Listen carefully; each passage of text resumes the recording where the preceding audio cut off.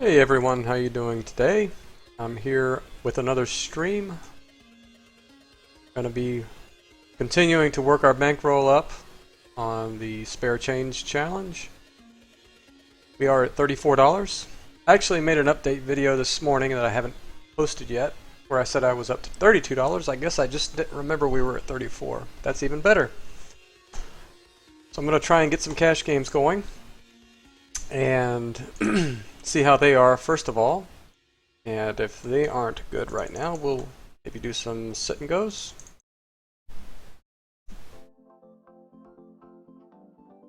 Oh, I guess our primary game will always be cash games. Well, maybe not always, but at least for now. I still think it's definitely the best way to build a bankroll. If we can get our orange line to equal our green line. But we have no control over that. All we can do is play. And try to make good decisions anyway. So we have 3 tables up so far. Get this out of the way.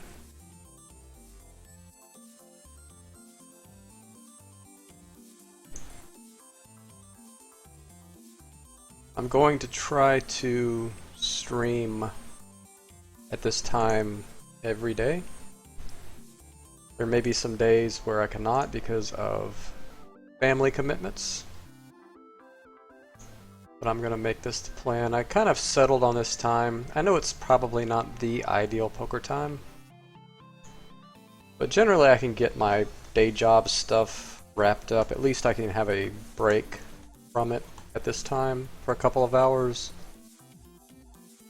And on weekends, this is a pretty good time because usually we'll do a morning activity as a family or whatever. And this is slightly after lunch. The kids are kind of doing quiet time. And before dinner, so I can kind of fit it in. But the only real reason I picked this time is it works for me. Hopefully it works for you guys as well. I'm not gonna say that I won't do a stream at a different time sometimes as a supplemental, but going forward I'm going to try to stick to this time. I'm gonna try and do it every day. I'm motivated to build the bankroll up here and grow the channel.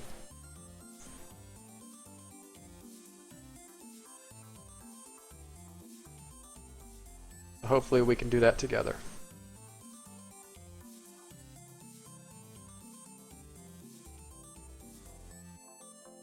Okay, so 4 tables up. Just got to wait for them to, the big blind to come around to me, but we're already playing on a couple tables, so that's good. We're only 3-handed here, so we'll be vigilant on whether we're playing against opponents we want to be playing against. Get led into on both tables. I have a gut shot and a backdoor flush in the top right. Sometimes I would float this, but I do have a player still tagged behind me, so I think I'm just going to fold there. Yeah. First hand on the table really that I've played. Just gonna have to give him credit with only 1 over and a draw heavy board. I think a lot of the time he's just going to have a jack there. Or a king 10 type hand. A hand with some equity or a head right now, so obviously if he does that several times with a high percentage, we'll adjust. I'm not going to defend the queen 3 suited. Against some players I will defend this. This guy does look like he's aggressive, but it's a small sample, so if he does it 2 straight times or stealing every hand, we'll obviously adjust. In fact, this may not be the best table, so I may be leaving this table. I've got 3 full stacks, now 4. This guy is set down with 483, so that may actually be a good sign. That may be his entire bankroll. If that's the case, he's probably not a reg. And we do want him directly to our right, if that's the case. He's a recreational player or whatever.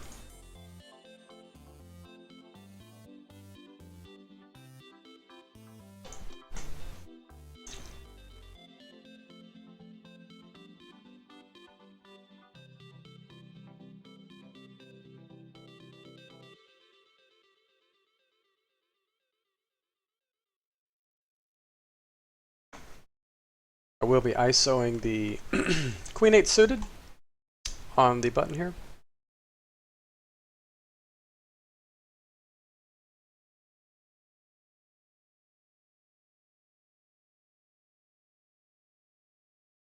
Yeah, this player sat down with his, possibly his whole bankroll, and then he posts.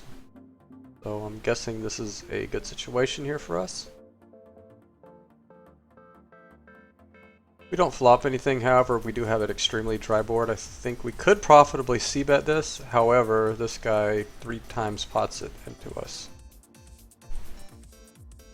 I have no idea what that could be. 10x maybe? I don't know. Misclick? Obviously there's nothing I can do with Queen 8 there.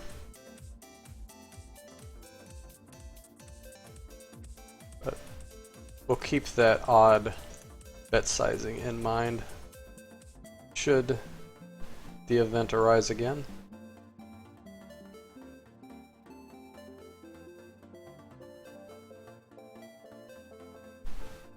Let's see if I can get my graph showing here. I was able to pull down a few more hands. Nothing fancy, nothing spectacular. We've ran pretty bad situationally in cash games the last few days. As you can see, I have a break-even orange line for the last, I don't know, 500 hands. That's not a big deal. We're running 11 big blinds per 100 EV so far. We're exactly break-even otherwise. It's fine. There'll be a huge amount of variance over this amount of hands.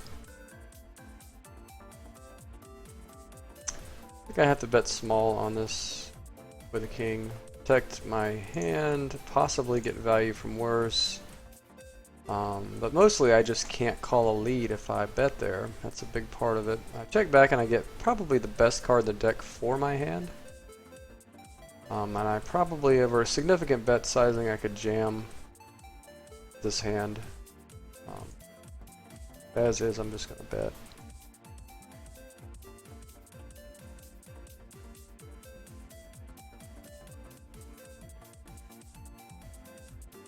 This is a 117 player. I don't imagine we're going to get a lot of folds on flops, although he has folded maybe 1 out of 2 times thus far. This is a board connects with a lot of ranges. I think I could just check back my ace high and just to reevaluate the turn. Gonna bet the queen on 4. I'm just gonna give up on this turn. I'm gonna go ahead and try to get the showdown with the ace high. Obviously I'll value bet small or just call a bet.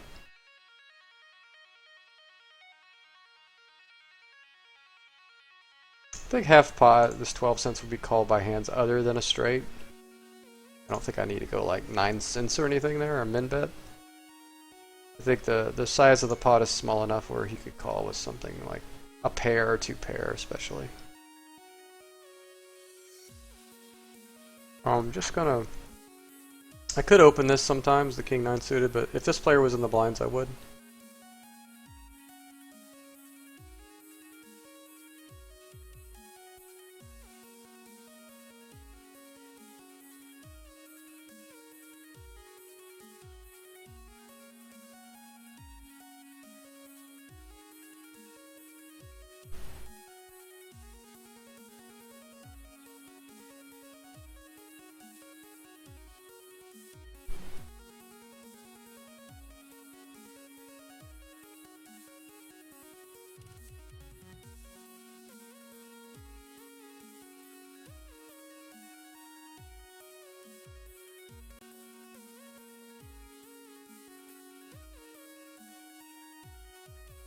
We can evaluate the tables and see if it's worth staying on some of these tables. So we have a 75-25 here, a 67-0. This is small samples, keep in mind. We have a 80-0 here, 50-0, a guy that just limped under the gun or hijack. We have 113 here, 38-0. So yeah, these games look great. I'm definitely not leaving these tables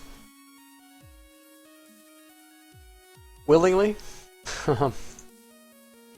I'll stick to cash for now. Get led into, I do have a set. Now, His stack is pretty small, mine's pretty small, so I can just call and still be able to get it in by the river here. I don't want to scare off like any kind of straight draws or such. So I want to be able to set up a shove on the turn. It's just a matter of whether do I expect him to have draws here more often or just like a 10. If I think he has a 10 more often, I want to bet bigger. If I think he has draws more often, I want to bet smaller. I really think it's maybe a mixture of the two. If he has a 3, obviously the money's going in. I'm going to bet half pot, and hopefully he has like 6-5 here and makes a hero call on the river when I jam. Hopefully he just has a 3 now. He does, so we get max value. Well, I say max value, it's hard not to get max value when a guy has trips, right? So he thought he was slow playing that. So it's a fortunate turn card for us. I have 2 fish here. I'm gonna 3-bet under 35 cents.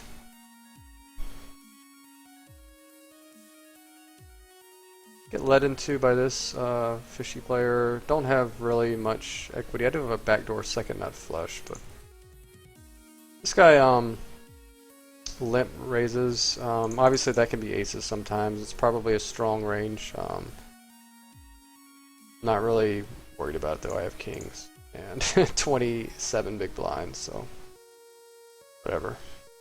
Kind of a strange play, but you'll see that at these stakes and against this type of player pool. I'm gonna ISO the king jack here.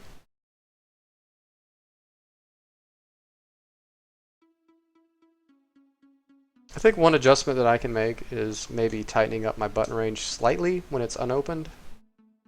I think I may be, in these type of games, I may be a little loose.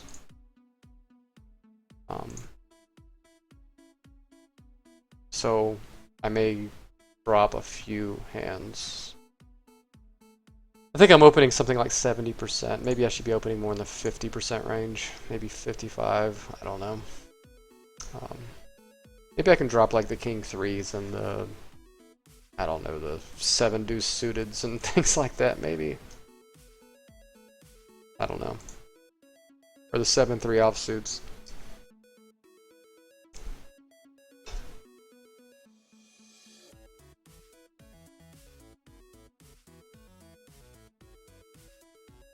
It's really hard to be too loose on the button.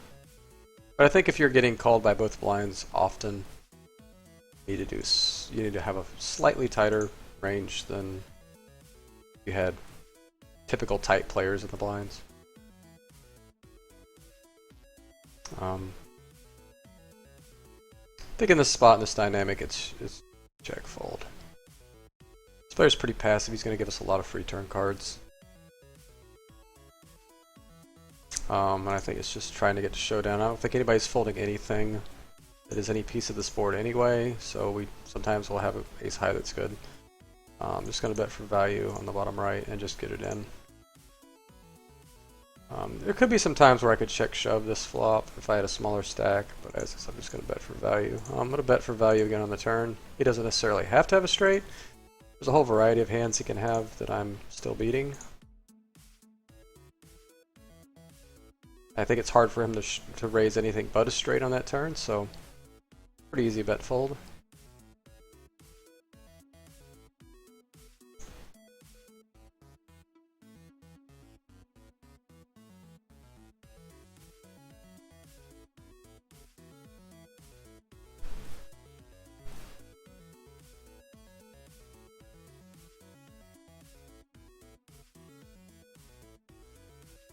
I think this is the type of board that you should look to lead sometimes in a three-way pot.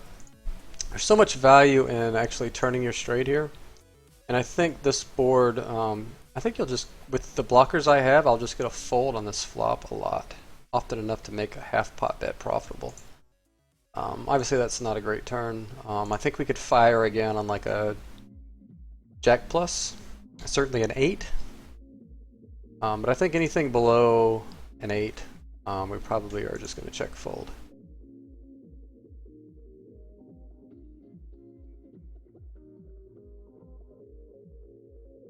But I think the lead with equity is a good thing here, especially with over 35 big blinds to start the hand, I think.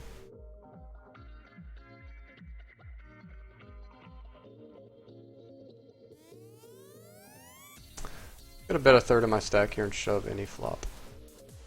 This is the type of gambler, maybe not gambler, but very loose player who might put 40 cents in and fold a lot of flops. I said I was gonna shove any flop. This is I have a SPR of 1. I think he's just gonna fold to min bet a lot here, but if there's any way he could possibly have a king, I have to bet. I think he's gonna shove a king anyway. So I want to give him a chance to call with less than a king, so I gotta bet like less than a third pot here. Most of his range doesn't include a king. It's just gonna be like queen high or pocket fives or something like that, you know.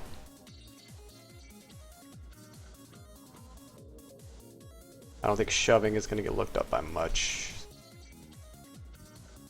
Why can't I hit every flop that way? So he had pocket jacks there. Now I wish I had just shipped pre-flop, but yeah. Hindsight, right?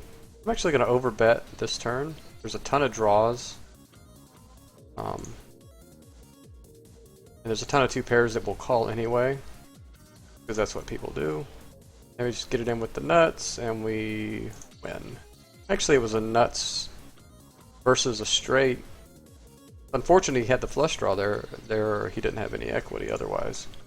Except for, I guess, chop outs he had. He could have hit a king. Yeah, that's a really weird hand. This guy limp calling with jacks. You think if you're limping jacks, you're doing it to trap a short stack.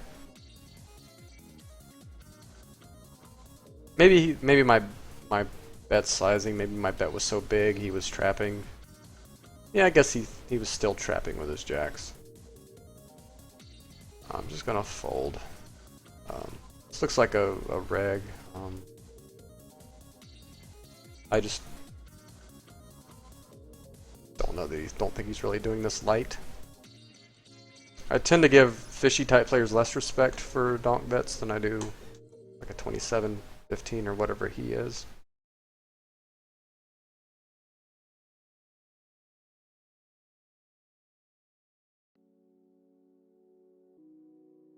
I'm gonna flat on the button here versus, well, you know what? Maybe I won't flat. There's 18-0 over 17 hands. Yeah, I'm gonna flat. This player is fairly aggressive, and I want to invite action from this. I want to let this player squeeze sometimes, because he's short, and I think he will there, pretty wide. We get a pretty horrible flop for our hand. I mean, obviously we're against 3 ranges, so that increases the chance of somebody having an ace. We do have the backdoor spades. I think a bet of like 15 cents is good here. I think you have to bet something.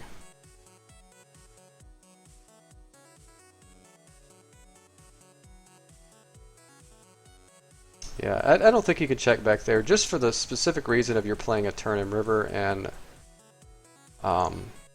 you don't want this guy sitting there with 3 deuce to just be able to bet the turn and put people in awkward spots. So you bet small there just to get value from worse, which is possible. I mean, if somebody bets quarter pot and you have a pocket pair there, or a flush draw or whatever, you're not going to fold. So it's a value bet, but it's also a protection bet against getting, because it's really hard to call 2 big bluffs on the turn and river with that hand, especially in a 4-way pot. So I think the hand just plays much, much easier. And definitely an argument can be made for 3-betting pre-flop, but that would have been a really awkward hand had I 3-bet pre-flop, although it would have been heads up, and I probably just take it down on the flop. But by calling there, I guess I did make an extra 20 cents or whatever. If that makes sense. If not, just let me know, and I may be completely off base there.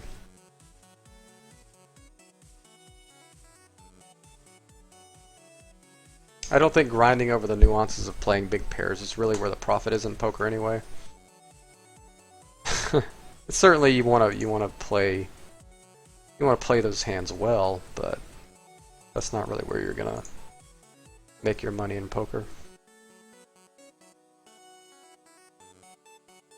Yeah, so the games look really good. I'm happy with the fishiness right now.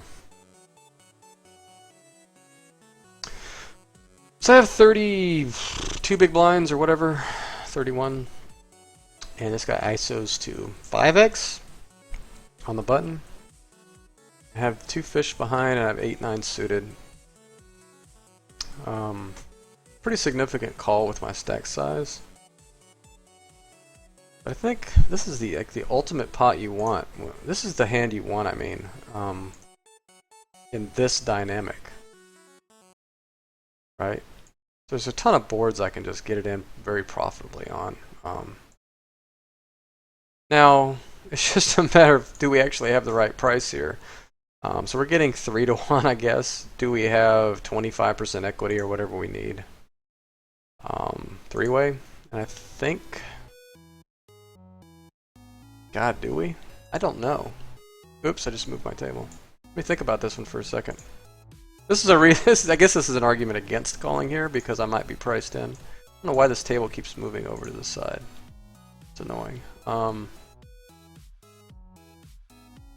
actually confused here. Please time bank. I get my table to stay where it's supposed to be. Jeez. I don't know. Maybe I just flip a coin and do whatever the coin flip says. What would my equity be if they have aces and kings? Like worst case scenario, right? I think I'd have 21% equity or something. I'm gonna fold. Just take the low variance play here. Now, if I had known that, I would have obviously put it in. Ouch. Don't do it to me. Okay, 3 makes it harder for me to hit a 9. So I'm okay with a fold there for variance sake. If I had a stronger read that these guys were doing this light, it would be an easy call, or an easy just put it in. But I didn't have that read, and this guy's actually pretty passive, so I think the fold is good. I think this guy has like kings or aces or queens every time.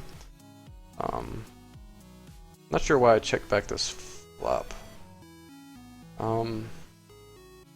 He pots it, so I'm just going to fold the turn here. I guess I got distracted by this hand. I doubled up there and I wasn't watching. What happened, guys? I guess I can look. So see, you make a good fold and you get rewarded for it on the next hand, right? So I had, oh okay, I was up against jacks again, so yeah, I want to flip. Let's get off of this table. Talk about feast or famine, man. It's just feast all of a sudden. I mean, normally you're sitting here twiddling your thumbs and like all these decisions at once. I think I might be getting the same table up again. Apologize if that's the case. I always forget to check the names. Yeah, I'm pretty sure. Yep.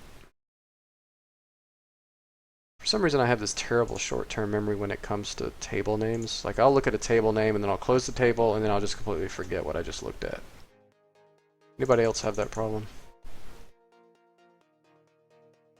And yet I'll remember some play some guy made an hour earlier. Some obscure poker play a guy made an hour earlier in this obscure spot, and it'll help my decisions.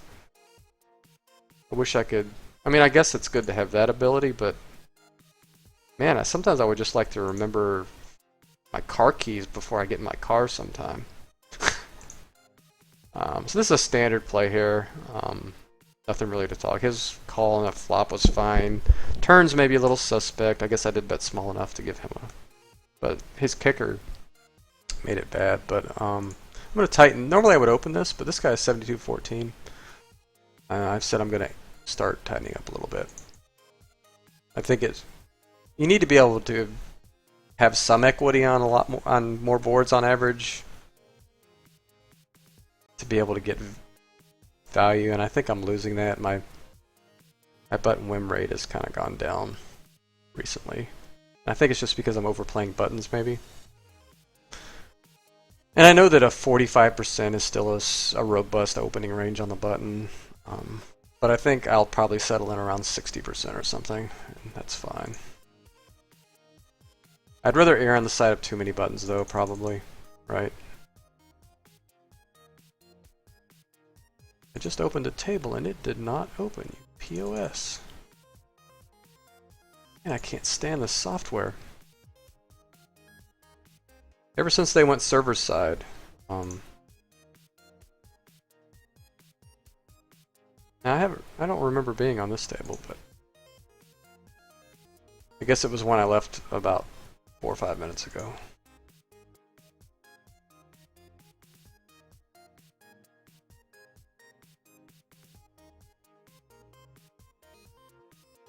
Ah, there's a table with my last name, James. It's 5.10 though, 5 cent 10 cents. Is that a sign that I should take a shot on that table? I'm not gonna be taking any shots like that. I think if I take a shot, it'll be in a tournament. I mean, what's gonna happen if I take a shot at 10-0? Am I gonna win $3? I'll take a shot in a tournament, I can win 100. So I think the risk versus reward thing definitely weighs in.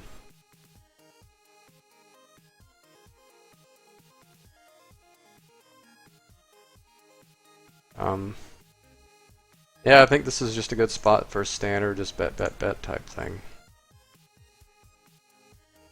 Yeah, I don't think there's a reason on this board to just call his raise. He's obviously committing himself. So hopefully we're just getting it in versus like King 10 or a worse queen. And not a slow play to aces or something. He's thinking about it, so yeah, that's really strange. I don't know, that board smashes an under the gun range, so I'm not sure what he's thinking there. Maybe that's my answer right there, not thinking.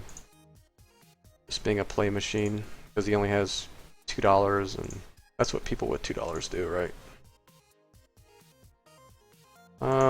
Just gonna try to get to showdown. Not gonna give this chance a guy to check raise me.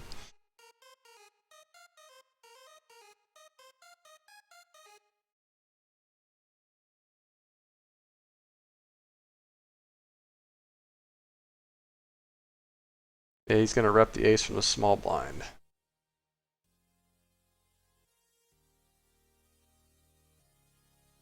And he won it, so I guess I could have called there.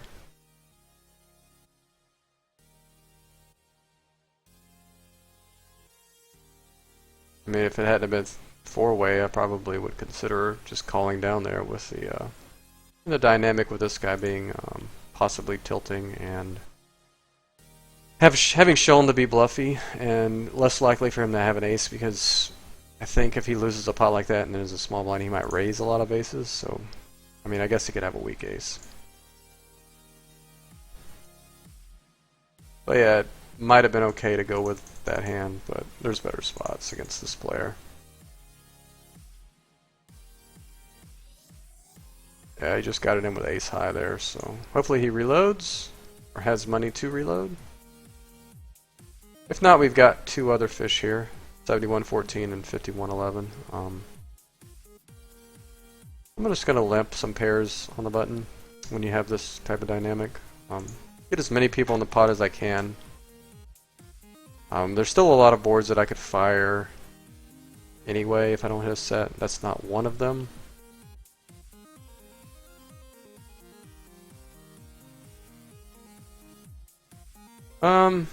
I guess I could bet for protection, but if my hand's good, they're likely not to bet anyway, but they're probably not folding a 9.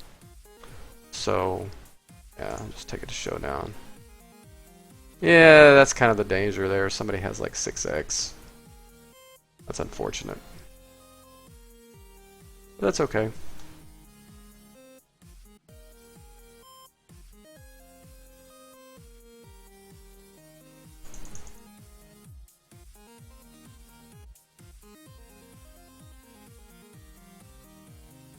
4 tables again.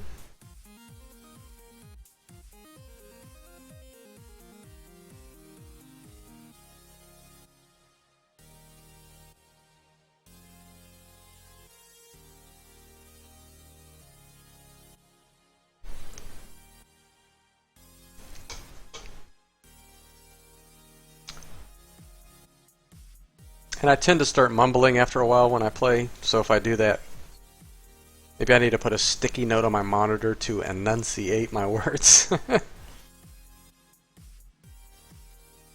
It's hard for me to think and talk at the same time, I guess, is maybe my problem.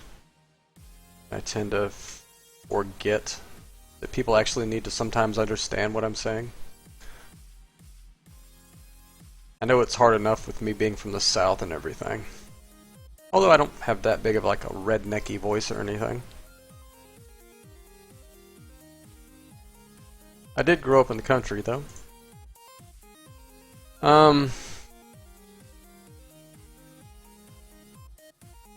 If I knew this guy was very fit or foldy post-flop, I could probably ISO this. I think King 8 suited for sure, and King 9 offsuit for sure. King 8 might be just like borderline there. I don't think it's a mistake to ISO it though, especially if you haven't been active. I guess I haven't. Only 2 hands.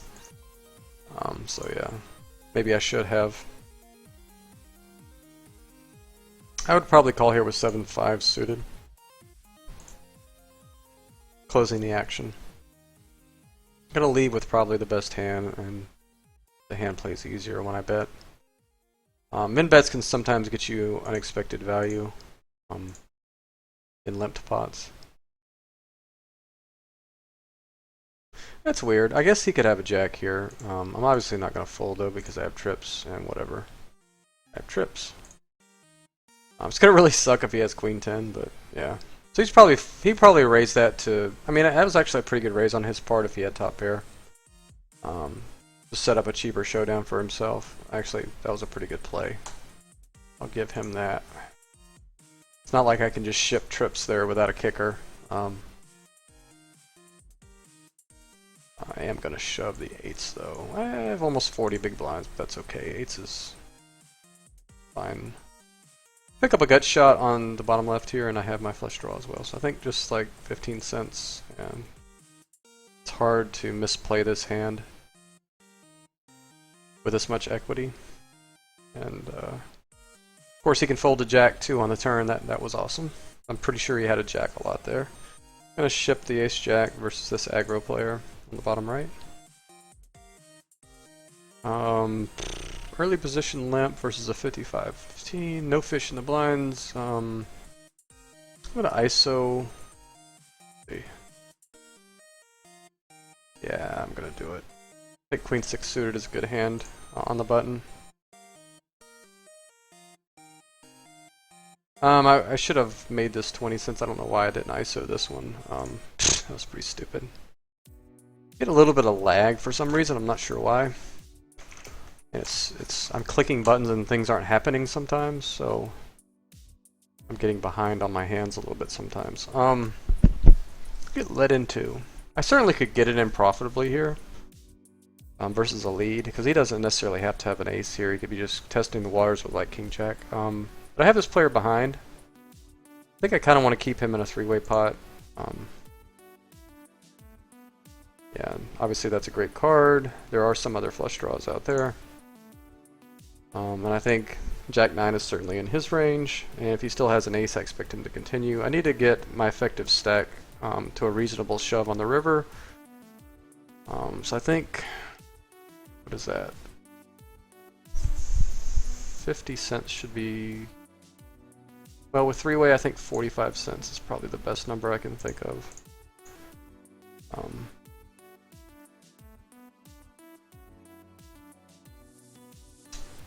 I mean, a king of clubs is possible. If you had the king jack with the king of clubs, it just sucks. Is he really going to bet 25 cents with the king of clubs? On the same token, is he going to call my ship with anything less? I guess if he had the jack of clubs, possibly. But that's one card. I think he calls with. There's probably one card in the deck, and I think it's probably a 50-50. I could min raise fold. Wow, that's a lot of money in there to min raise fold. But I think it's better than just calling. I think shoving he folds like maybe the 10 of clubs or whatever there was out there. Maybe calls maybe with the jack of clubs. I think he ships with the king of clubs, calls with the jack of clubs, and maybe a high club if I just min raise. So the only real hand I probably lost a little value against there was the jack of clubs. And he actually did have the jack of clubs. Well darn. Well, I did get some value though. And it's not guaranteed that he calls my ship with the jack of clubs because it's just very likely when I ship there that I have the queen of clubs or king of clubs, so I think I may have gotten max value there, I'm not sure. I mean, if you weigh how often he folds when I ship versus he always calls when I bet 25 cents. Yeah.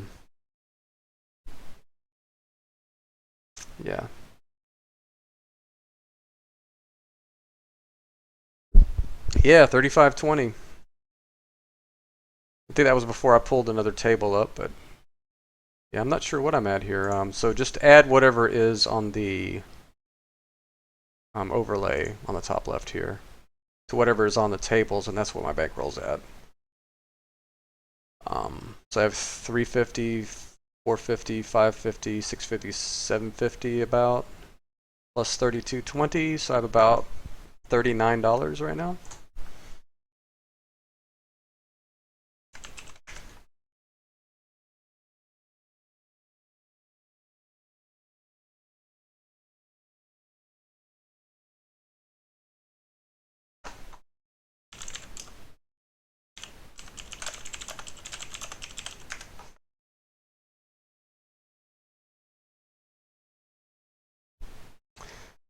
Jack 9 offsuit, I mean 5-way, it's probably okay to call. I'm not going to do it. If it was suited, I certainly would. So I get it in versus Jack 3, that's pretty damn awesome. However, he does hit. So that is good to know.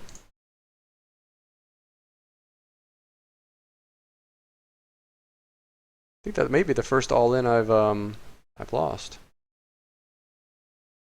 this session. So, yeah. I'll take it.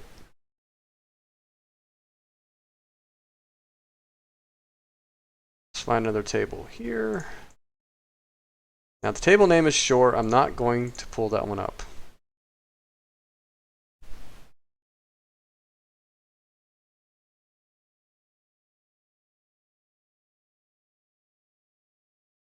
Aha. This one I know I can get on. If I can get past the 97% here. Boom. If these were two really tight players, obviously I would open the Jack 5, but I'm going to be good and fold with a 58-8.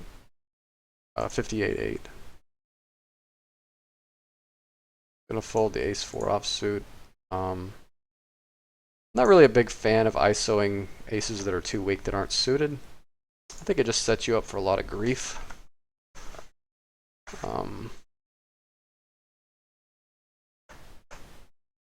Turn my hand into a bluff here. Maybe not versus a 78-11. There's a good chance I have the best hand anyway. I do.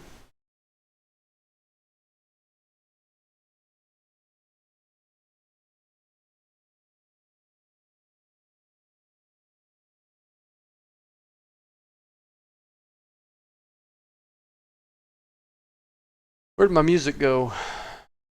Guess I went through the whole playlist already. Need to. If anybody has any suggestions on a copyright-free music playlist, give me the link. It's a really good card for a lot of the hands he's calling with. It's going to be hard to get 3 streets versus like a queen, maybe. I do only have 94 cents, however. I think I just have to commit. I think a queen will pay me off. It's possible he has like a7, but whatever. He's, it's a little thin. There's a lot of times I should just be checking back that jack 9, but yeah, I actually got value this time, so that's cool.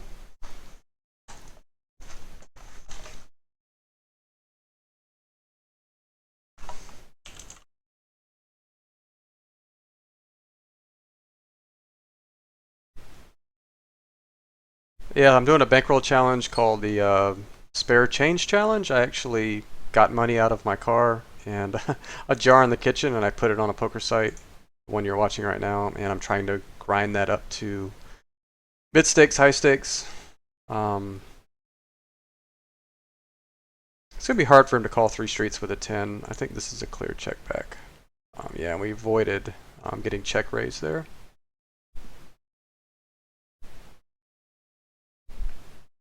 I'll drop the link to my challenge. Info on the challenge.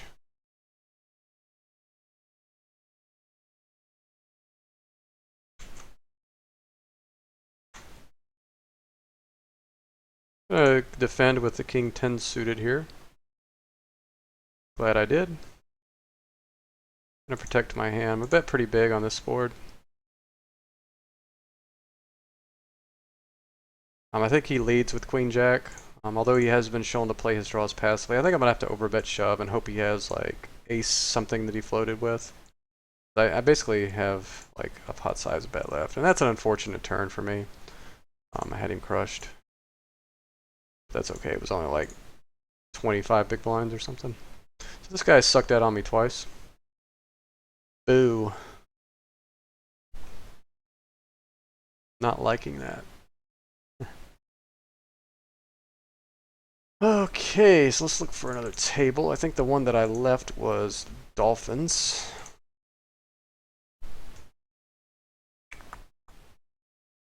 Try this one.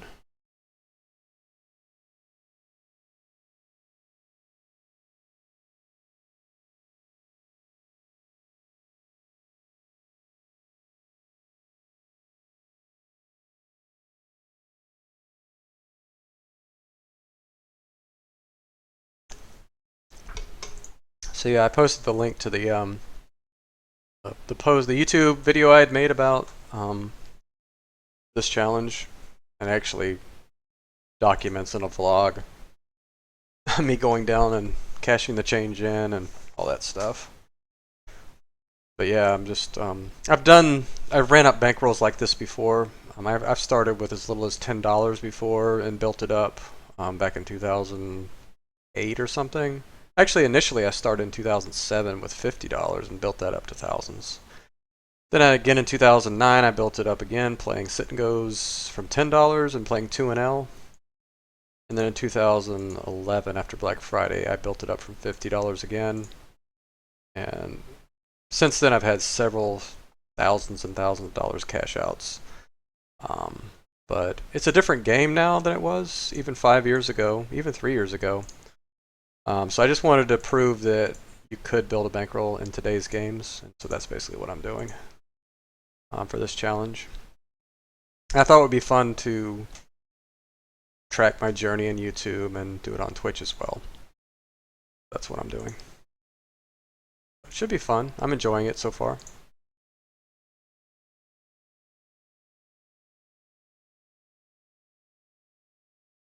Unfortunately, no action with the top pair there.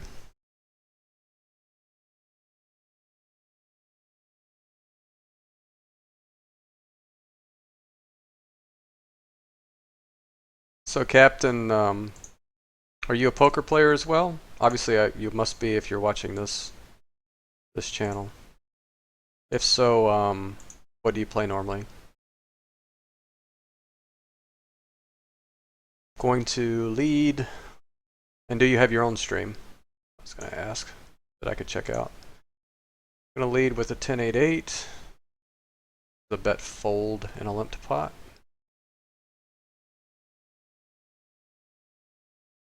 And this draw heavy board, I'm just going to check shove my top pair. And just the hand just plays so much easier when I do it that way.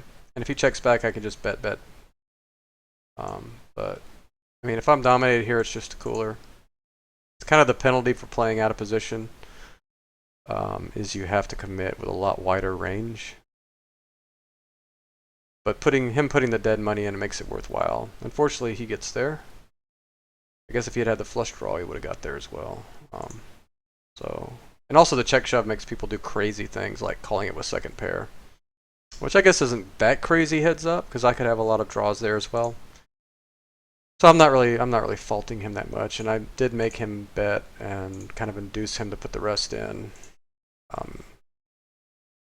Yeah, he should be considering checking that back sometimes because it looks fishy when a king high board, drawy board comes like that. I'm blind versus blind. I think he would expect me to c-bet a large part of my range. But when I check, it looks kind of fishy. So yeah, I think I was running good, and I've just gotten it in good 3 straight times and lost. I guess the king 10 I didn't get it in good, but I was good on the flop, and I was committed. And I was hoping to have one of those breakout sessions where I just win everything, and I was headed that direction, but now a couple setbacks. Gotta get back on track here. If he'll just limp shove ace jack here. So yeah, I'm obviously not folding queens. And if it's a cooler, it's a cooler. Oh yeah, that's not a cooler. Just don't give him any outs. Okay, so we're back on track.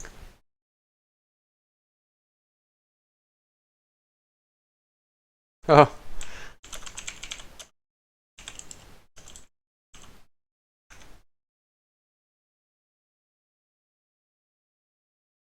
Yeah, I think if you, by the story you mean me talking about building my bankroll. I did it initially in 2007. And, I mean, the story's on my website, automaticpoker.com as well, but it's just a synopsis basically. But in a nutshell, I watched my dad play. I was visiting him on Florida, maybe it was Thanksgiving, and he was playing a tournament on PokerStars, and I was just like hooked. So I came back and I put $50 on PokerStars. And in my first month or two, I think it was within 6 weeks anyway, I banked an $8 rebuy. I was playing way under-rolled back then. I didn't know anything about bankroll management, but I happened to bank an $8 rebuy, and I won $3,000 or something. And cashed out like 2,000 of it, and I was like 1,000. I went up from 50 to $3,000 in like, no time whatsoever. But I still only ever made that initial deposit. I got really lucky, obviously, to bank that tournament. But anyway, so I started over again in 2009. I don't remember why. Yeah. Anyway, I started with $10, maybe just to see if I could do it. Oh, I know what it was. I was going to try cash games out. So I put $10 and played 2-L full stacked and managed to run that up as well. And then I think the last time I've built a bankroll like that was 2011 after Black Friday. I built $50 up. And that's when I wrote the book and all that stuff. I wrote a book called Automatic Poker. And it was based on that $50 challenge. And that's when I started playing 30 big blind poker after Black Friday, was just so I could play a little higher stakes with a smaller bankroll. That was the whole reason. I mean, it wasn't just I'm going to be a short stacker, but I liked it so much that I just kind of stuck with it. Yeah, I think I can get one more street of value. I don't want to get check raise. It's kind of gross. There's a few better straights than mine. I think he's just going to have like a 10 here a lot too, so I want to get value from that. So I think I need to check back and then either bet or call one street. I guess I could min raise for value here. He's a pretty passive player. So I'm wondering what he would bet call with. I guess bet's 41 cents. That looks value-y. I mean, I guess what is it, Queen 8? Kind of tough for him to have that. He would have called with a gut shot. Queen King, I guess he would float with that. But I think I have to shove. It's much more likely he has like 2 pair he'll pay me off with. And sometimes he'll just have a straight and it's a cooler, right? But I think the vast majority of the time he's just going to have like Jack 10. or ace-3 or something like that. So I have to shove to get value from those hands. And those are much more likely, so that's why I can shove.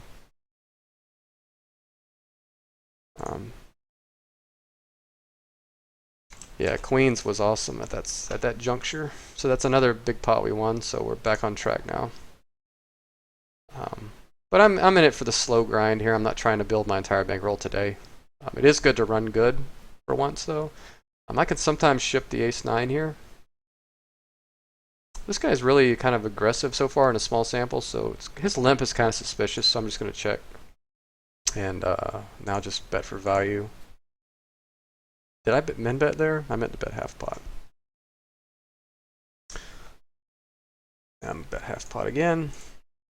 And then just decide on the river what to do. Yeah, this looks like it potentially could be he slow played something like jacks, queens, kings, aces on the flop, pre-flop, just because he doesn't look like the type of player in a small sample. I'm actually going to make a fold here. It just looks really strong when he raises that turn. It could also be like 6-5 suited or something. But I don't think my 9x hand is good in that spot very often. I mean, I did min bet the flop on accident, so maybe that might make him. Now he's limping again, so maybe my read's off. Maybe I should have just check shove the flop. I don't know. But I'm not gonna overthink that one. Even though he does have kind of maniac stats so far, he hasn't proven to be a maniac or anything yet. So I'll just give him the benefit of the doubt. I mean, you're not gonna make much money getting it in light versus fish with a second pair type hand anyway.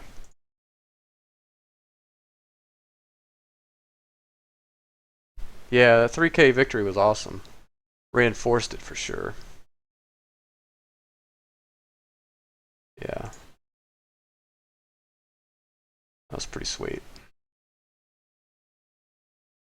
I actually love tournaments. I prefer them over cash games, but I just don't have 7 or 8 hours to commit at once to play. But I guess I covered that story well enough. Black Friday, I built it up for $50. I had kind of come up with my own 30 big blind strategy. So I was going to write a guide about it, and the guide turned into like 100,000 words or 80,000 words, so I just made a book out of it, and that's it. I still work a day job. I'm not like a full-time poker pro. This is like a hobby for me, but really what kind of my niche is just trying to teach people like me that are a little older. I'm 42 years old. Maybe want to make a side income or something off of poker, and don't want to work at McDonald's. They'd like to be home, you know. And so this is just to give people options and show that it can be done. I mean, even if you only ever are a reg at like 25 or 50 an hour, you can make like 15 bucks an hour, 20 bucks an hour, and get to stay home, work your whatever hours you want, and basically play a game to make money. And yeah, some people I've coached have gone on and played high stakes. I have a couple guys that are playing 1,000 to L, 600 to L. One for sure. I'm not sure about the other guy. But several are at least playing mid stakes. So that can be done as well. It just depends on if you have a high level of dedication. The sky's kind of the limit, right? So I'm going to try and show that in this video, that little time and patience and study, you can turn your pocket change into possibly $50 an hour, $100 an hour, whatever. I think I've made up to $50 an hour playing 200 an L on this network, so it can be done.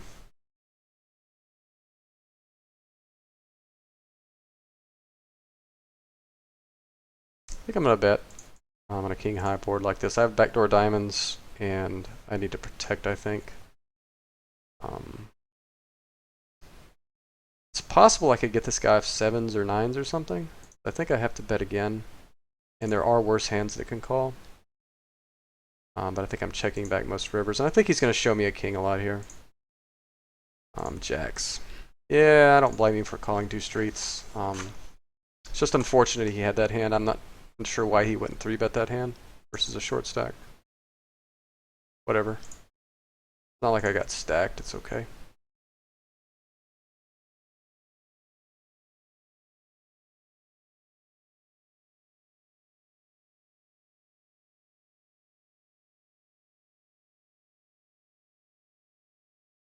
I can get on this table before I act on table 2. I'm just going to bet for value on a dry board. I expect to get a lot of floats on a board like this, and obviously hands that connect in some way in small pairs. Ace highs, you know, ace 4 certainly for sure, and hands like that. Even overs, not actually. It's kind of hard for people to have overs. That'd be what, ace king, but like ace 10 or something like that might float. And I'm really looking to put 2 streets in there, so I think the best streets to do it in position are the first and second, rather than trying to check back and call bets.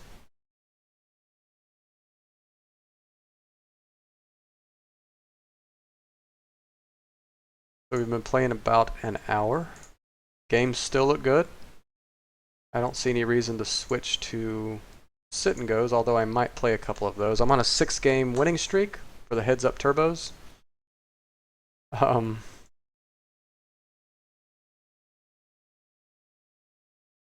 I'd like to continue that. Maybe go for the big 10. I don't even know what's good.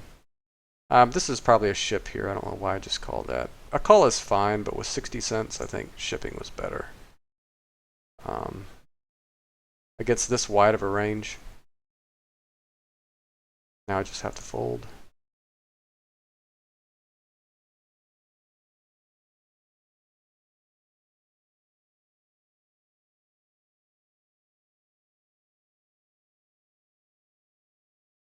I need to start thinking before I act.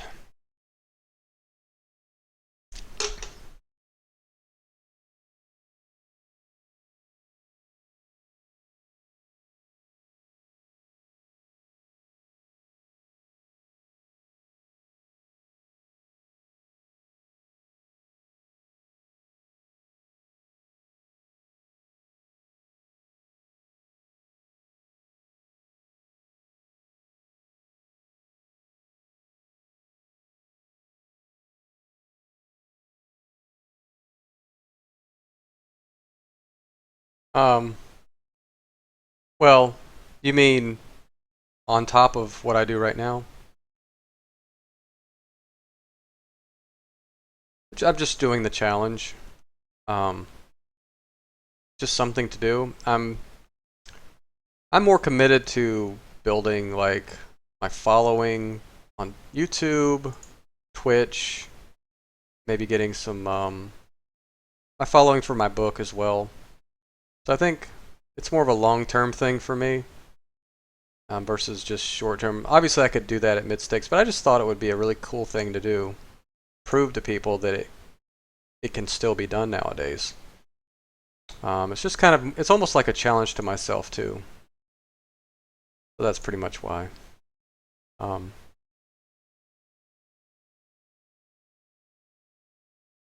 No other reason than that. And I'll get there quick enough. I mean, the first few hundred will take a while probably. But I'm being pretty aggressive with my bankroll management as well. I think I'll be playing 50 NL at $300 and 100 NL at $600. If I remember my bankroll management scheme that I came up with for this, maybe I'll pull that up later and we can revisit it. I forget what I did with it. Somewhere in a folder somewhere.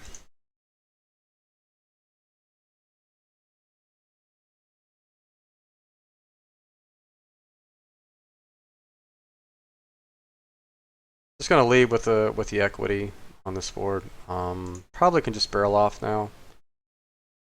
I think there's enough hands that I just realized I'm short. Maybe this isn't the best play in the world. Probably okay. I just think he would call a lot lighter because I only have 30 cents or whatever. Maybe it's not quite as good. But I think it's certainly better than check folding on the flop on that draw heavy board, because that board's not especially great for his limping range necessarily, which includes a lot of weak aces, and I guess it hits the suited connector parts, but there's probably pairs in his range a lot more too. So the fact that I could get him off like pocket deuces there would be awesome.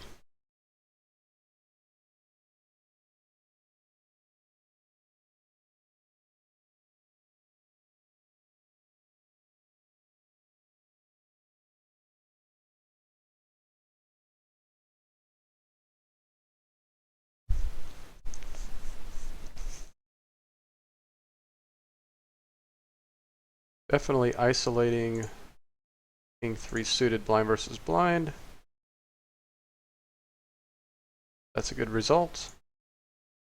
Give me your money. It is kind of strange playing 5 and L though. I really, except just for fun, or I don't even know why, or testing. I haven't played this low in, I don't know. I I don't even know. Potentially 7 years, 8. I don't even know. 8 years. The games are definitely different now than they were. These games right here are probably a lot tighter. Well, yeah, a ton tighter than PokerStars was last time I played these stakes. I mean, you would have just 5 fish on your table almost always on PokerStars at 5 and L. Back in 2008 and 9. It was pretty comical. It's hard to get any value from anything. One street's probably my best bet here. If he is slow playing an ace, I don't lose my whole stack. I think once I check down here, he's going to call with almost a huge amount of his range. Or he might bluff.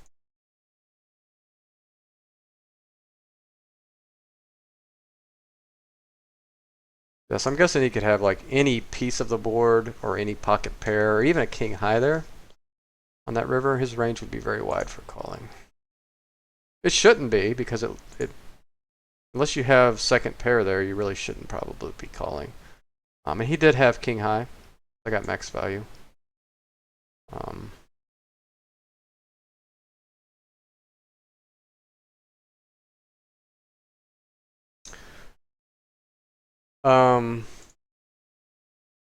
Yeah, your question is, never had the chance to make it a full-time job. Not really. I just, and it's by choice, not that I probably couldn't have done it.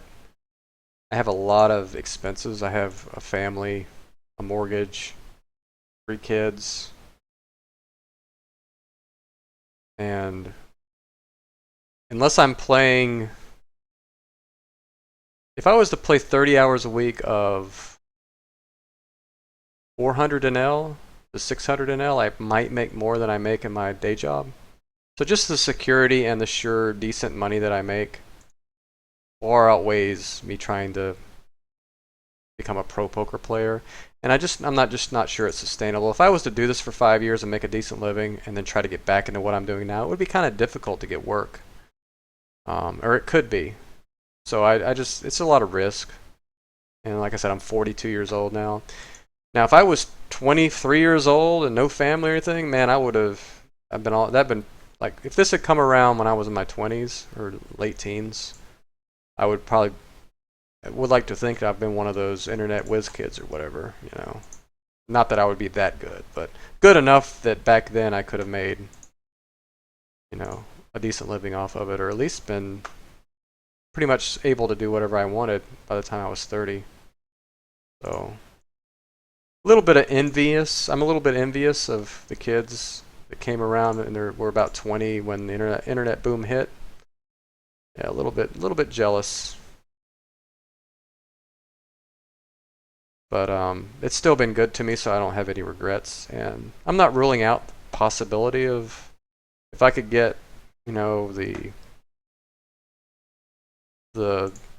I guess the living expenses set aside for poker, and I would need like 3 years living expenses for poker, and then like this impenetrable bankroll. Like, I'm talking about 300 buy-ins for like 1,000 an L before I would even think about going pro. I mean, I wanted to be like, I knew I would be okay for 3 years even if I didn't run good. And honestly, I've never had that financial situation. So I'm a working guy. My wife stays at home and watches the kids, and that's the way I want it. She can't go back to work until our youngest is in school. And I want her to be able to stay home. So poker's kind of allowed her to stay at home, and that's good enough for me. I mean, we're building a retirement. We got a nice house. We don't have any debt. What more could I ask for, you know? I hope that answers your question. Maybe more than answered it. Maybe too much info. I don't know. And besides that, I mean, I think the thought of the when you sit around and think about, wow, full-time poker pro, that just sounds great, and it does. You're playing for a hobby, but it's really not as glamorous as people like to think it is. And you may know this already. Um, it's a grind when you have to do this. I've done it as a serious part-time thing where I was playing like Thursday night to Sunday night, 5-6 hours a night. It starts to wear you out after a while. It's tough. I didn't last very long doing that, and kind of went more of a part-time day schedule at that point. And I've been much happier doing that. Actually, the most perfect thing for me would be if the games were great at say 6 a.m. I could wake up at 5 a.m. and play. That would just be freaking awesome. But I would need to live in like what, Australia or something to make that viable, or play on, I don't know, Asian poker sites maybe to do that. The games are decent on Ignition around that time. They're actually not that bad because there is an Asian aspect to the player pool and European as well, but it's definitely infinitely better at 6 p.m. than it is at 6 a.m. And if I was going to do this full time, I would probably there'd be a large tournament component to my play. I would like to play tournaments as well. Um,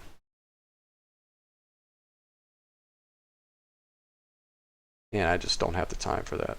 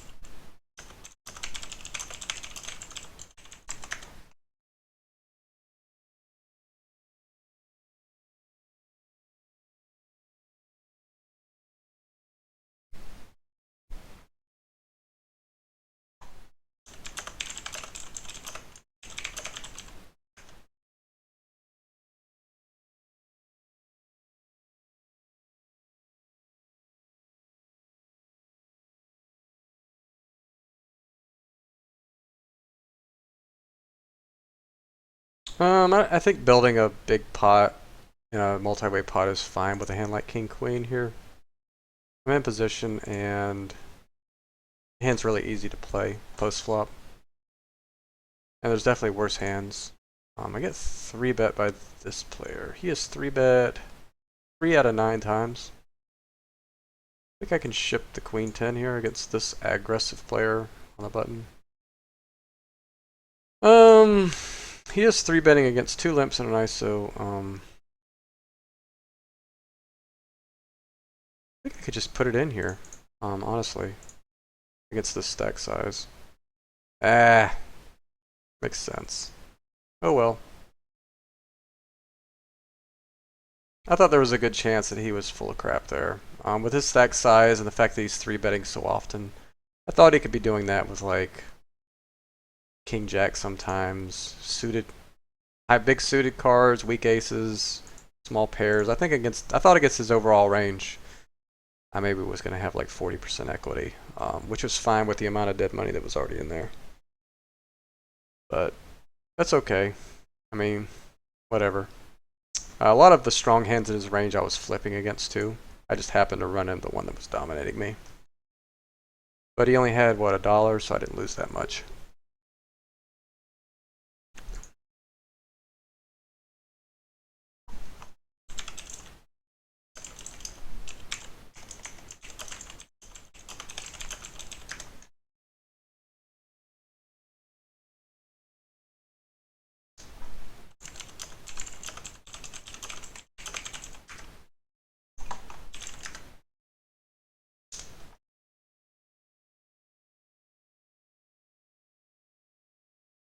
So should I just keep my 11 cents on here or reload? I think I'll just play my 11 cents. It's kind of fun to try and run that back up.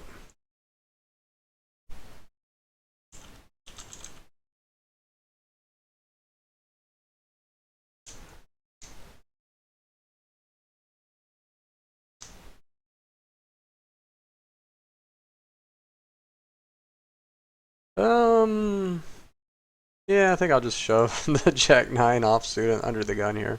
I'm likely to see a multi-way pot, and it plays pretty good multi-way, and there's 7 cents of dead money in there. It's like my stack size, so I don't think I could just let the blind. I can't pass up a strong hand like, well, strong for 11 cents hand like that.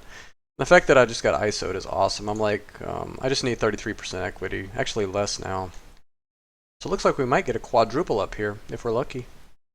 Maybe not quadruple quiet, but this guy could have like 10s, that would be awesome. Oops. Oops. That's probably a bad card for us. If we weren't behind already, I mean.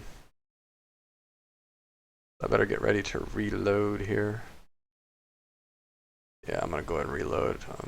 I highly doubt that I'm good here.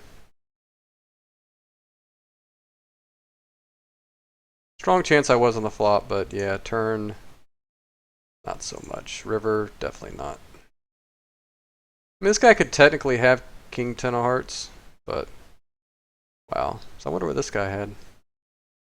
What would his range be for calling that river? Ace Jack? No, he would have won then. Pocket Queens, Kings, Ace King, Ace Queen.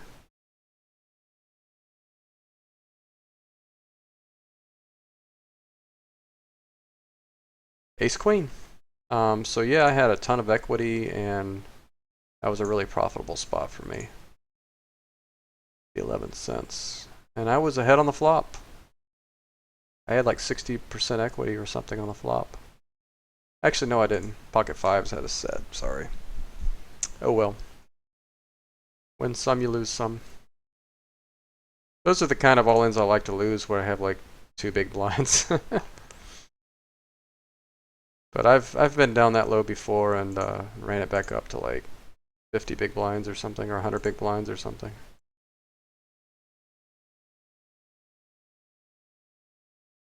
It's always fun.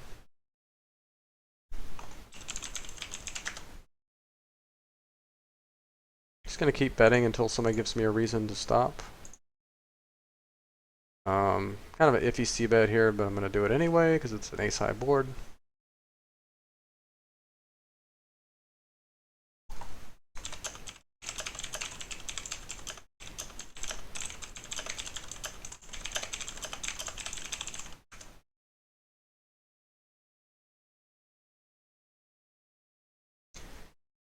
I've been playing an hour and 15. I think things are starting to stagnate a little bit. I may just for fun go ahead and get off these tables and play a couple sit and goes just for fun.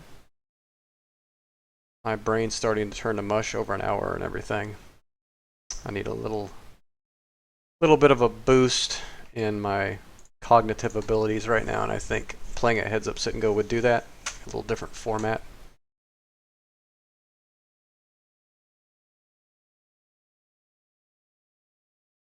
I may be starting to autopilot, so it's never a good thing.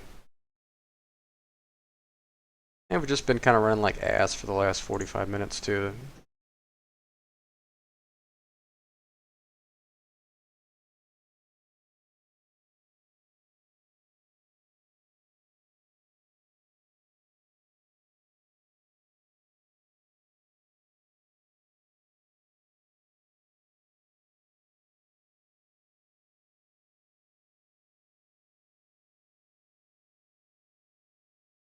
I think I have to bet the bottom right. I don't think I can check call.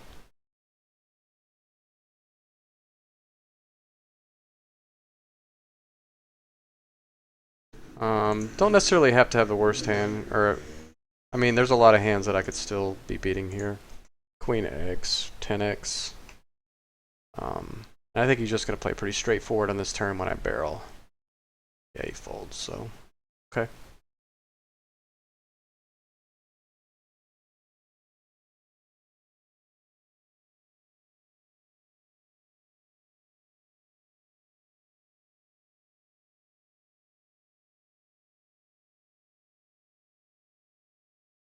One more to go. Let me go ahead and sit on a sit and go.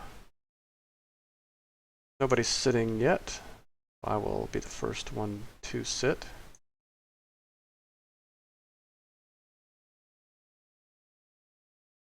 I am registered.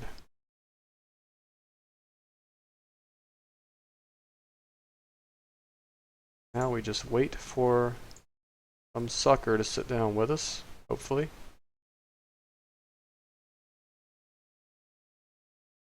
I'm 6 straight on these, I think. And double check that. So we're up $3 for the session. That's 2 buy-ins. That's pretty darn good. I will take that any day, especially since we ran so bad for the last 45 minutes or whatever. Started off really good though, didn't we? So we're up $12 in our challenge now. I think I'll start by playing about 2 of these. And we'll probably wrap it up at that point.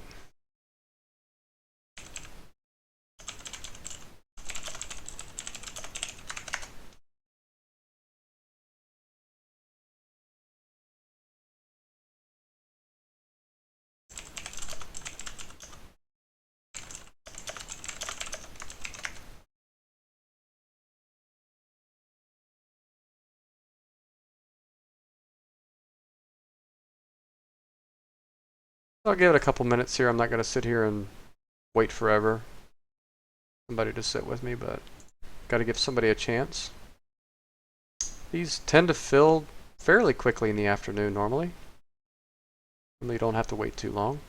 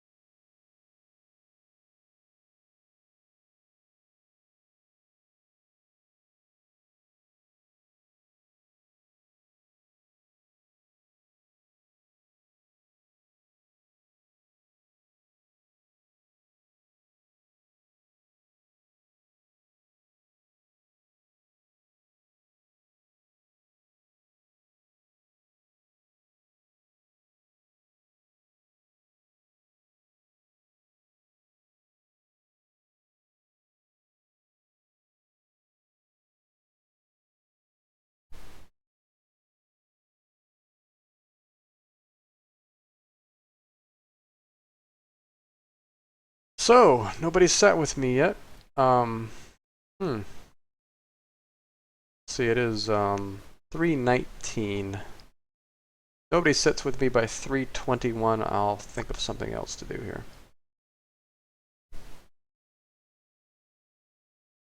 Could play a hyper 6 max.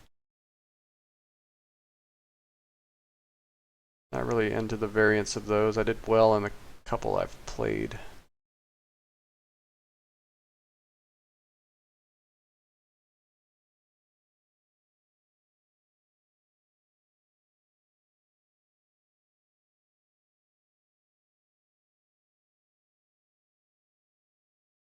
Come on, people.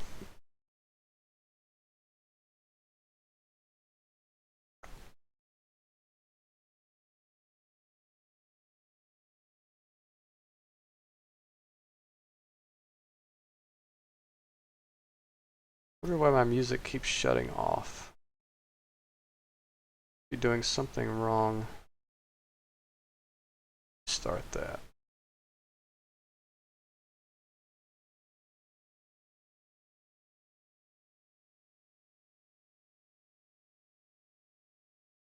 Maybe that's why I'm so laggy. Yeah, sorry for the downtime.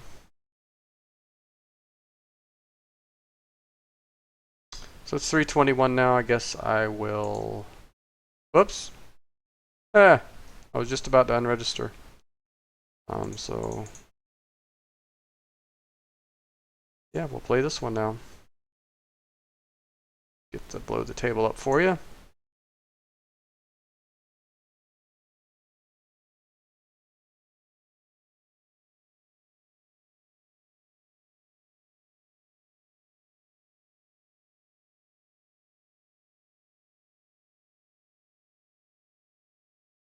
I think there's some hands that I can get him off of by the river.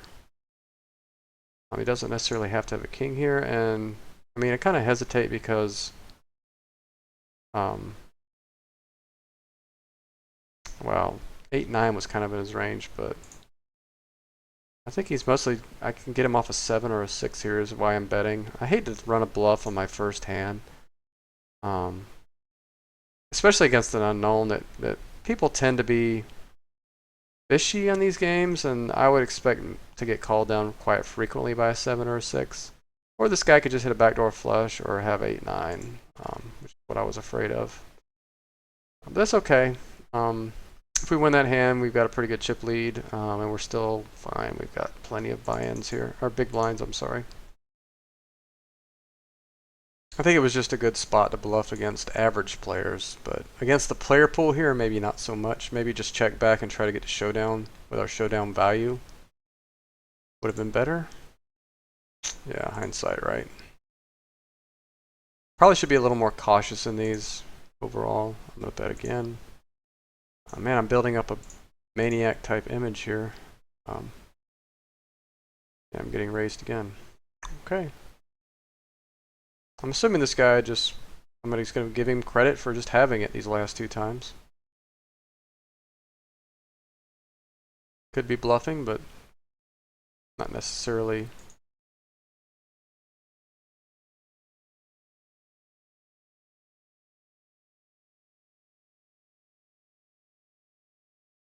Gonna leave with my pair. It's hard for him to have an ace. He didn't raise. Queen is certainly a possibility. He could have a hand like Jack 10 or King 10 that could continue here.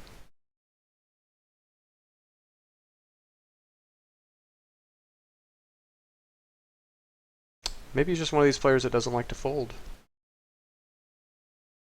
But he does fold this time. Keep up the aggression.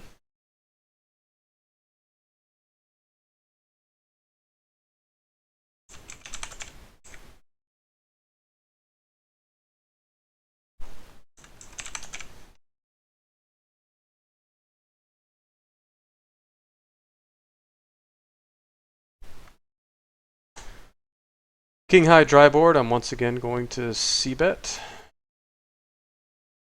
Got a pretty aggressive image right now. I might have to tone down my c-bet frequency slightly at some point, but not yet.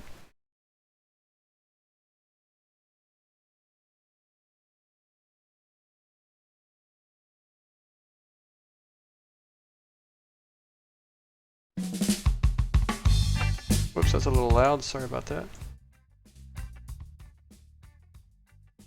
I'm gonna check back this board. A couple backdoor draws. I could also have the best hand here. I think I need to protect my hand, actually, because I think I have the best hand often enough. And there's certainly worse hands that can call the turn. Now I'm just going to take it to showdown. And we did have the best hand, and we win with our queen high.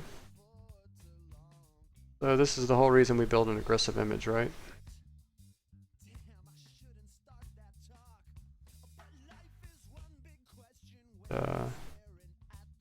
Kind of dry, but we've been betting every time, so I don't think we can slow down now. Unfortunately, he does not have a jack, and we don't get our stack in. It just wouldn't make sense for me to check that dry of a board. I guess I could have bet smaller maybe to induce something, but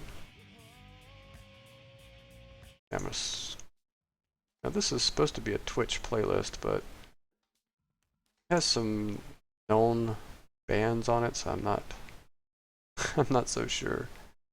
Let me go to the Twitch site.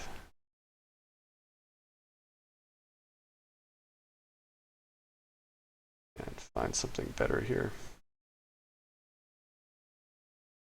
Gotta... Well, there it is. So I guess I'll just check. I'm gonna lead with the flush draw.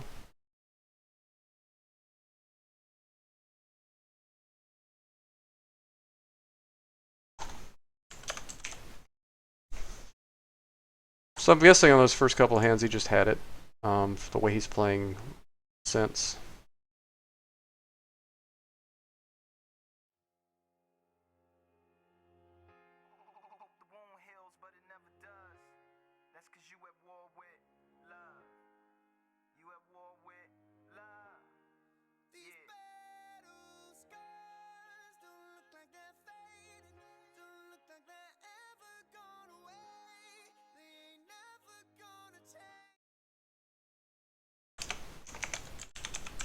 He's playing kind of slow, which is no fun, but whatever.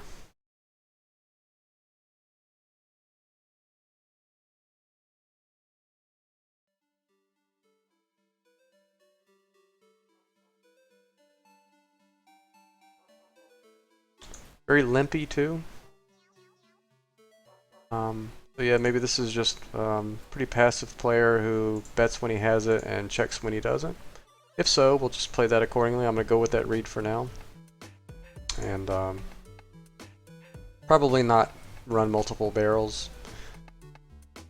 It's a really bad card. I mean, really not the greatest board to bet there. I expect him to fold almost always here. And maybe we can get value from like a 4 or something. So once he calls, maybe he's not going to fold. He has shown that he can check raise rivers. But maybe he just doesn't when he has the nuts, so it's an easy bet fold. So we're back to even again. That's good. And we've just done it with just straightforward play. He opens his first hand. Not sure whether that's a tilt open or whether he actually had something. I'm going to keep up the aggression. I could take one hand off just because I think he might be slightly tilty. Yeah, that's not unexpected there. He had me down to 900 chips or something. He's probably upset that I'm back to even now. Which is really good if that carries over into this hand. Should I just ship and give him a chance to put the rest in right now? Yeah, let's do that.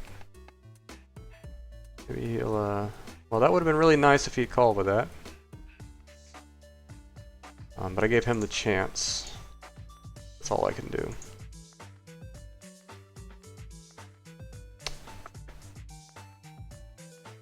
Let's hope the same thing happens here. I'm gonna keep up my mania. I mean, I might be losing a little value by just shipping here, but maybe I'll get a light call because I just shipped 2 hands ago. Unfortunately, no. Go ahead and open. Could limp a hand like this. I'm gonna check back and reevaluate the turn. A small protection bet I think is in order here. And obviously I think he just has something a lot here, like any kind of small pair. I'm not going to get him off that, so I'm just going to check back. And he hit a straight on the river, so it was an unfortunate card. But we do lose the minimum. A bet for value. Yeah, pretty terrible run out for us. I think a check fold is in order. And he did hit a straight. It's kind of sucky. But we're just, he's just hitting hands. Nothing you can do. He won't always hit hands. We don't have to hit hands to win. He does, remember? Yep, so.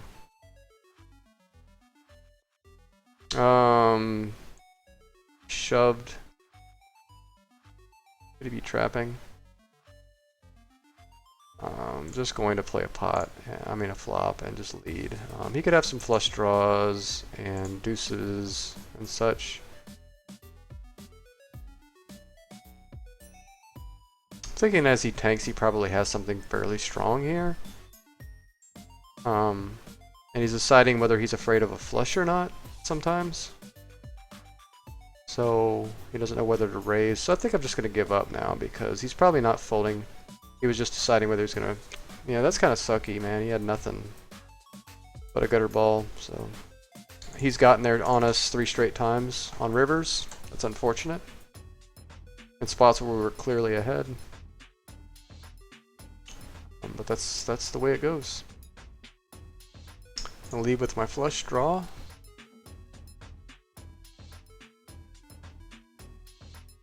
I'm gonna bet again, thinking I might get him off some hands.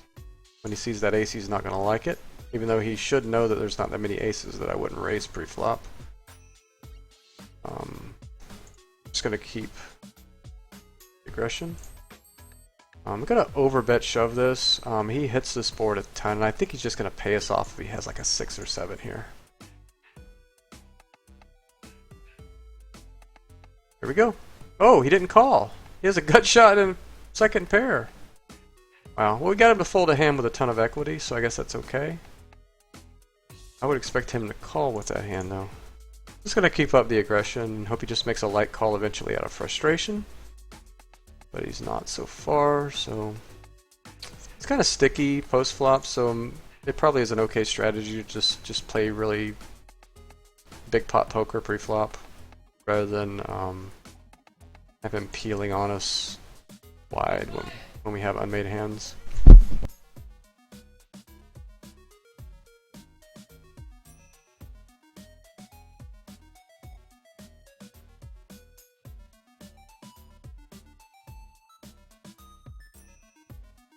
He gives that one up. Good.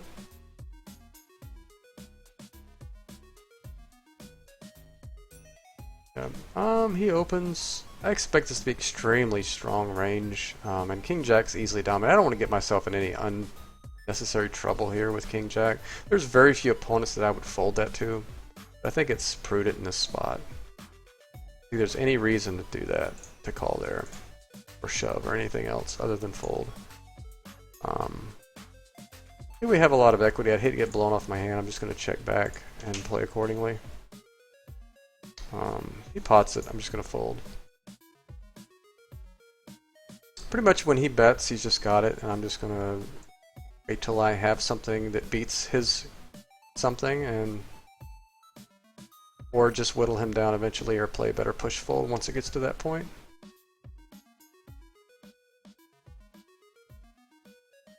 It's definitely the type of opponent you want to have to play against. Get all kinds of thin value versus him. I think he's just a check down type of player. I have equity now. I'm going to go ahead and bet. Do I want to check raise? I think I'm just going to bet half pot and try to get a little value out of something. He's not the type of player that's going to bluff when I check, so I think it's better to bet something. I don't want to bet bigger than 100 because I think he folds a weak ace sometimes because he's afraid of the flush. Although I could be off base there. I'm seeing what he had real quick here. He had air. So I like my bet sizing because he had queen high. It's pretty fun. Queen high. Queen freaking high. Let me just call for no reason. He folded an ace. Wow. That's frustrating, honestly. Yeah. I don't have any way of winning without betting, so I'm just going to probably one and done this.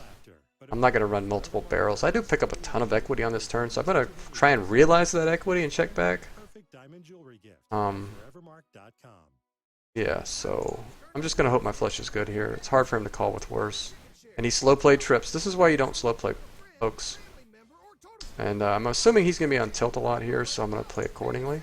If I could just get a nut hand right now, I could finish him off. How about a 5 on the river and he has a set? That would be awesome. He's not going to let me do it. He bets double pot. Probably a makeup type hand. He probably had something really strong there. Usually when people do that on turns, they just have a strong hand. Maybe a 3-bet here? Let's see, I think he's due for being on tilt. Okay, so maybe he's not on tilt. Or maybe he just had crap. A lot of players, when they get this low at this stage, they will just go into nut camp mode. He'll just wait to get a strong hand. I am, however, going to check shove this flop because I think there's a ton of 10s in his range. And if he has it, he's got me. I still have chips. There's a lot of hands that are going to continue here. Like if he slow play pocket 8s or 9s, he's just going to put it in here a lot. Wow. Okay, we win. 7 straight, folks. He's accepted, so I'm going to play again. And I think this will be my last one. So let's go for 8 straight.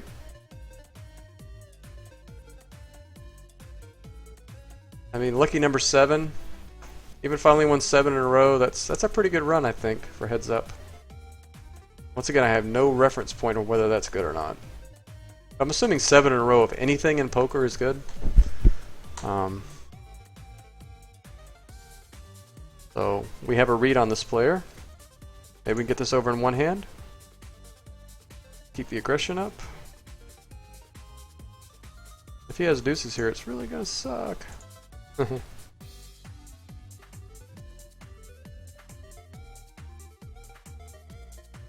think I may just call.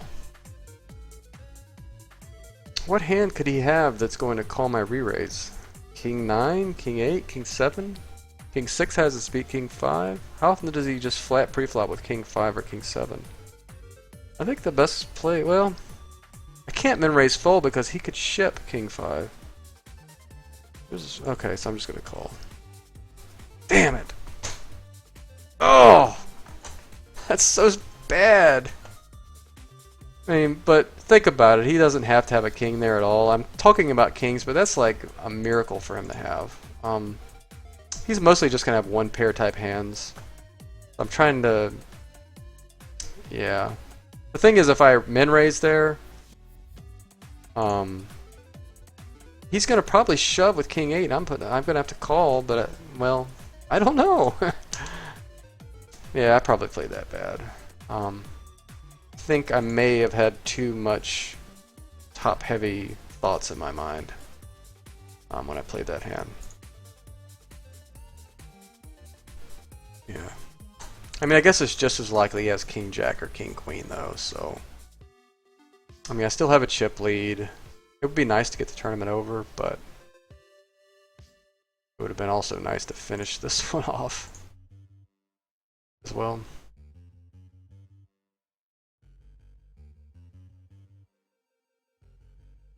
But, you know, this guy's going to have to get really lucky to beat us, correct?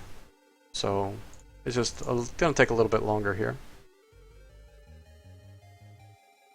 He's going to have to get chips from my cold, dead fingers here, because I'm not going to just spew off to him. I think a check back here and a min-raise is in order. Maybe I'll just pot the turn, give him a chance to make a fishy call, like a diamond or a jack or 5 or ace 4 or something like that. And it also just defines my hand. If he ships after I pot it on the turn, I can snap that shit. Snap, fold it.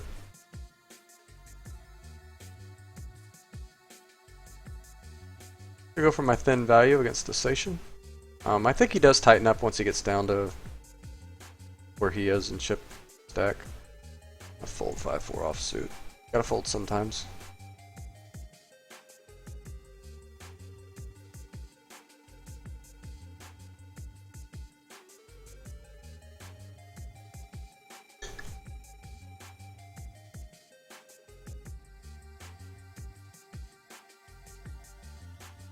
Yeah. I'm not going to be calling many 3-bets against this player unless it's to trap, and I don't see any reason to do that. I think he's got a tight 3-betting range. I mean, that's my read. He has 3-bet 2 out of 5 times, but I mean, he's probably just had it 2 out of 5 times. I'm going to lead with my double gutter. Hope we get there. I make a pair. I'm going to keep betting. Good chance I have the best hand here. And now I'm just going to check back for showdown value.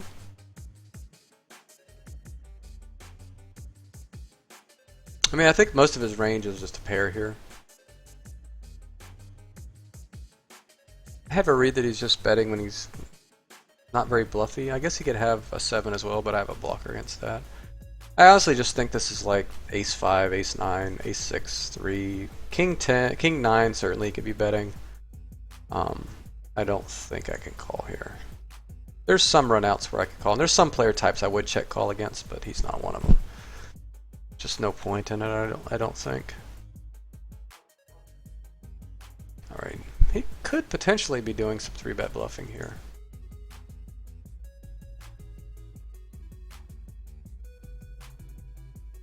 So I may have to start limping a few hands here and there. Open-ended with top pair definitely continuing.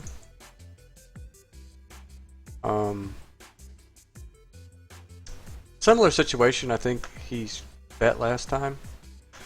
Fortunately, he does not bet this time.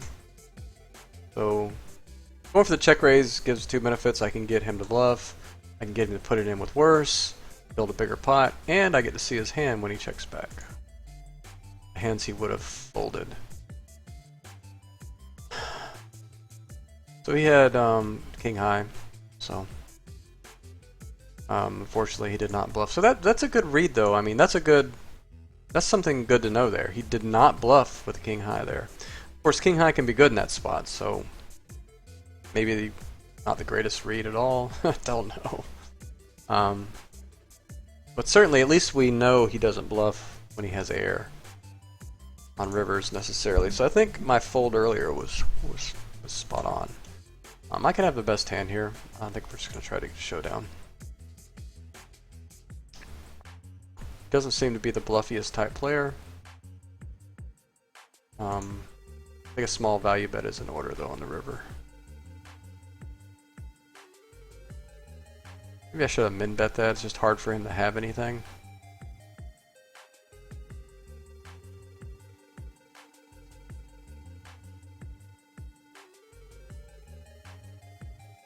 A little too thin, I think, to beat out there. He's just gonna float way too much, and I'm not gonna have that many turns and rivers that I love, so it's okay to sometimes just give up with a pair.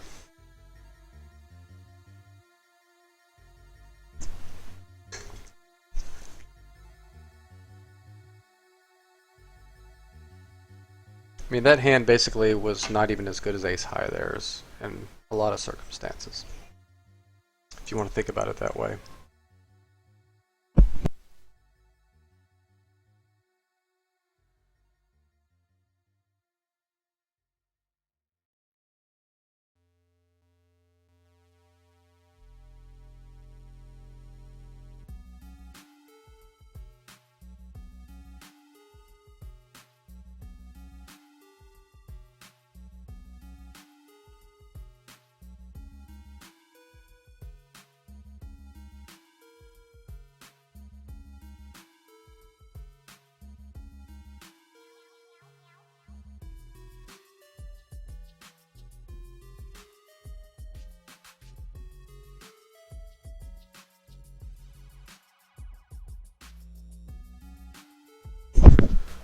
Yeah, I think checking back is probably the prudent play here.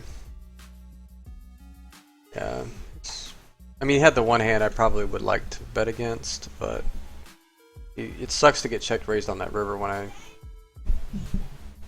could be folding the best hand. Gonna take a break on a hand. He's below 1,000. I'm not sure whether that means some players become very shovey or 3-betty when they get below 1,000. And some people also just tighten up, so have to keep that in mind. I'm fine just chipping away here. That's a good turn card for us. I'm just going to call simply to try and hope that... I'm trying to think of what the best card is. I mean, it's going to be pretty obvious no matter what I make here on the river.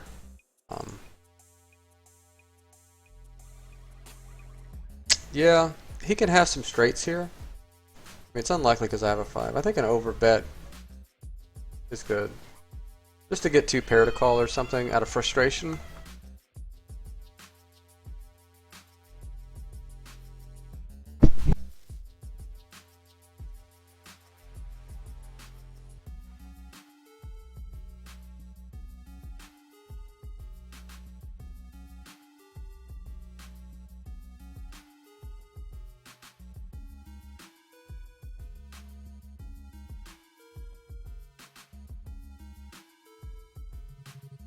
Yeah, I just checked back to realize some equity there on a board where he's just going to play back at me a lot. Kind of playing a little defensively and passively right now, but I think it's good to do that in these spots. And I think check shoving is good here. Just going to check. Hopefully I don't get have club run off. It doesn't matter, we still win. Maybe I should be betting there on the flop. I don't know. Haven't really limped yet. I'm interested to see how he'll react to a limp. It's going to look like I don't have an ace here. I'm just going to hope he has some kind of draw or an 8 here and just wants to put it in and gamble with his 600 chips. Go for the gusto. Not a lot of turn cards I'm going to love there, so okay to play big pot. He 4x's it here. Just going to give him credit. Who really invented the Reuben sandwich? At Subway, we've heard some say it was deli owner Arnold Reuben. Others say it was Reuben Kolakowski during a poker game. I think it's just a matter of waiting for a good spot now. And just stealing fairly wide. I think he'll get in a nut camp mode often. Oh.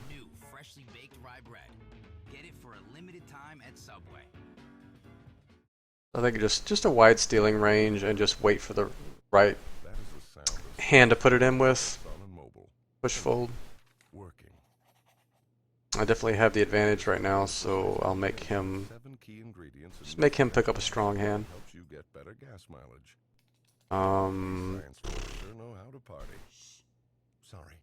Yeah, it looks like he's committed, so I'm just going to stick the rest in. Just got to avoid a deuce. And we win. 8 straight, fellas. He's accepted. Darn it, I really want to play this guy again. But I really got paperwork to do. If somebody else wants to take this match, they can. If I had the time, I would just... If this was a $100 buy-in, I would sit here and play this guy all day long. Or $50 buy-in. $20 buy-in, whatever. But I just need to go. I got stuff to do. But, wow. Is that right? $40? Exactly $40?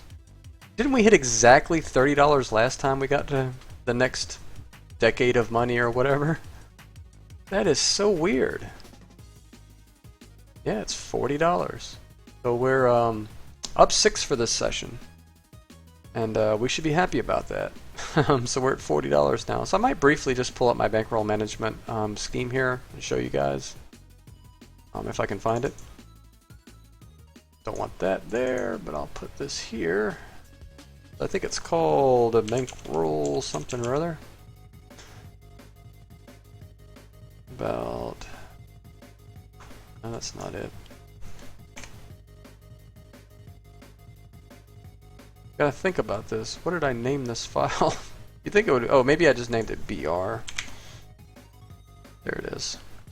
Yep. Okay.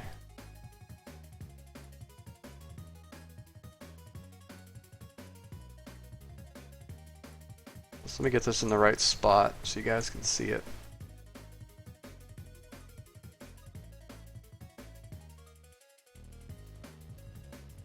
I guess I could embed this in the desktop as well. That would make it... I'm trying to remember which one of these I went with. I think it's this one. Yeah. Whoops. What did I just do? Okay.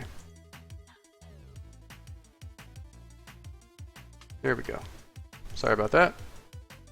So this is what I came up with. So I'm supposed to have $50 to play 5NL, but we didn't start with $50 because we got spare change out. So really our starting point for 5NL is supposed to be $50. So once we get there, we're starting basically. Going to move up to 10NL at 125. Now let me make sure I'm looking at the right one here because that may be too not aggressive enough. our buy-in is $3. That's 41 buy-ins. That might be the wrong scheme. Let me double check this.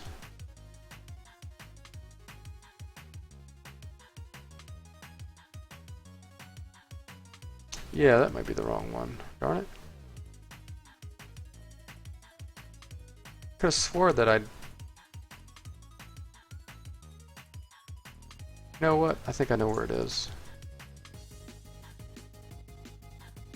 Sorry about this. I put it right. This is it.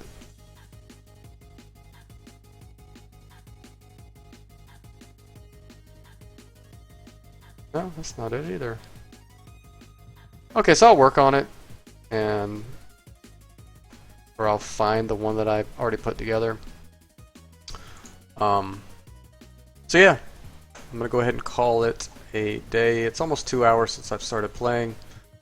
So let me just pull in my Edition Poker client, and we'll see we're at $40 here. So we're happy about that for sure. And I guess the plan is just keep going forward with it, and hopefully the trend continues upwards, and we can be at 10-0 soon. So thanks again, everybody, for watching. Feel free to drop me a line at jim@automaticpoker.com. Visit my website, automaticpoker.com. Check out my YouTube channel, / it's up there, right? / automatic poker. Add me on Twitch. I'm starting to send a few tweets out here and there. If I get some people joining that, I might do that more often. I'll post an update on YouTube as well, and I'll put this video on as well. And in case anybody missed this or wants to go back and review it or something, there was a lot of good stuff in this video, I think, in this stream. But yeah, thanks everybody for watching again. We'll talk to you later.